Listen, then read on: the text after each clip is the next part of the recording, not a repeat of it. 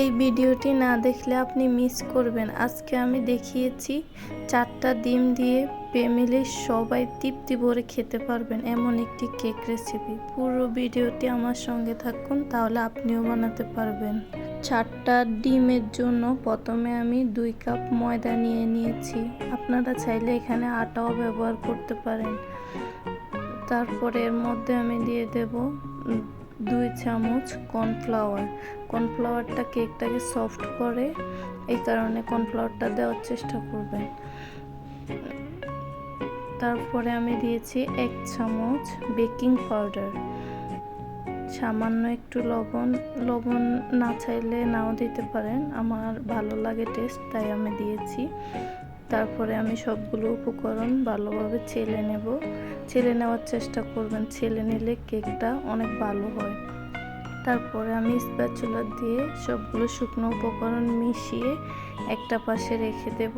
এখন 4টা ডিম নিয়েছি। এখন আমি কিছুক্ষণ 4টা ডিমকে একটু বিট করে নেব। তারপরে আমি চিনিটা অ্যাড করে দেব, অল্প অল্প করে 2 বারে আমি চিনিটা অ্যাড করে দেব। আমি এখানে চিনি ব্যবহার করেছি 1 কাপ চিনি আমি 2 বারে দিয়েছি। আপনারা চাইলে একবারও দিয়ে নিতে পারেন। পাউন্ড কেকের বেলায় চিনিটা একবারে দিলেও কোনো সমস্যা নেই। চিনিটা শুধু গলা পর্যন্ত আমি বিট করব। যতক্ষণ পর্যন্ত না চিনিটা গলে যাচ্ছে ততক্ষণ পর্যন্ত আমি বিট করব অনবরত। চেক করবেন চিনিটা গলে গেছে কিনা। যদি চিনিটা না গলে তাহলে কেকটা পুড়লে পরে চুপসে যেতে পারে, তাই চিনিটা গলেছে কিনা তা আগে চেক করে নেবেন। তারপরে আমি এখানে 1 কাপ তেল দিয়েছি। 4টা ডিমের জন্য 1 কাপ তেলে যথেষ্ট। 1/2 চামচ ভ্যানিলা এসেন্স ব্যবহার করেছি। তারপরে এখন আমি আরও একটু 5 মিনিটের মতো বিট করে নিয়ে তারপরে আমি শুকনো উপকরণগুলো মিক্স করে নেব।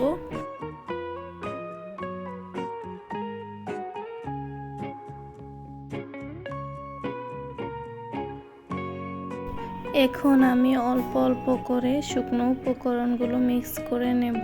এখানে আলতো হাতে মেশানোর কিছু নেই, আপনারা এক পাশ থেকে ঘুরিয়ে মিশিয়ে নিলেই হবে, যাতে সুন্দর করে শুকনো উপকরণটা মিশে যায় ওই দিকে খেয়াল রাখবেন।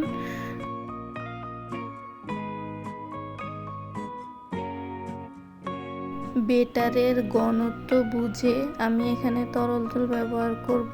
আমার এখানে তরল দুধ লেগেছে 1 কাপের একটু কম। আমার বেটারটা একটু ঘন মনে হচ্ছে তাই আমি লিকুইড দুধটা ব্যবহার করেছি। আর আপনাদের যদি বেটারের ঘনত্ব স্বাভাবিক মনে হয় তাহলে লিকুইড দুধ না ব্যবহার করলেও সমস্যা নেই।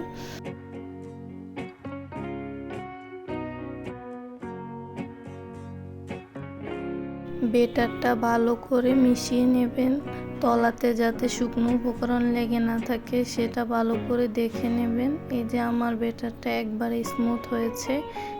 একটা 7 ইঞ্চি মোল্ডে আমি 4-5টা তেল লাগিয়ে নিচে একটা লেখার কাগজ বিছিয়ে নিয়েছি।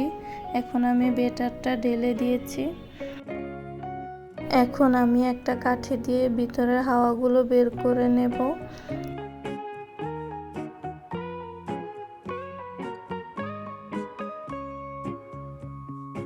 এখন একটু ট্যাপ করে নেব যাতে ভিতরে বাবলসগুলো বের হয়ে যায়, তাহলে কেকটা ভিতরে অনেক সুন্দর হবে। আমি হাঁড়িটা আগে থেকে গরম করে নিয়েছি, আপনারাও হাঁড়িটা আগে থেকে গরম করে নেবেন। কেক বসানোর 10 মিনিট আগে হাঁড়িটা চুলার মধ্যে গরম হতে বসিয়ে দিবেন। তারপরে কেকটা দিবেন, তাহলে কেকটা অনেক ভালো হবে। আর এই পর্যায়ে চুলার আঁচটা মিডিয়াম টু লো আঁচে রাখবেন। আমি 40 মিনিটের জন্য রেখেছি। মাশাআল্লাহ, দেখুন 40 মিনিট পর কেকটা কতটা সুন্দর হয়েছে।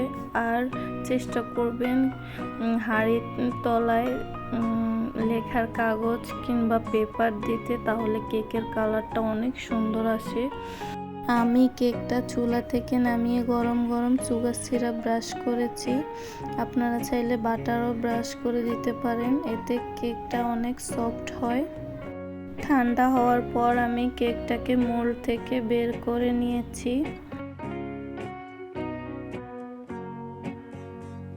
আমার একটা ভুলের কারণে কেকের উপরের সাইডটা একটু নষ্ট হয়ে গেছে, তাতে সমস্যা নেই, কিন্তু কেকটা খেতে অনেক মজা হয়েছে। আপনারা একবার হলো এভাবে কেকটা বাসায় ট্রাই করে দেখবেন, আর কেমন হয়েছে অবশ্যই আমাকে জানাবেন। মাশাআল্লাহ, আমার কেকটা খেতে অনেক মজা হয়েছে। একবার হলো আমার এই রেসিপিটা দেখে আপনারা বানিয়ে নেবেন। আমার এই রেসিপিটা থেকে যদি আপনারা একটু উপকৃত হতে পারেন তাহলে একটা লাইক কমেন্ট করে যাবেন আমাকে, তাহলে আমি পরবর্তী ভিডিও করার জন্য উৎসাহ পাবো।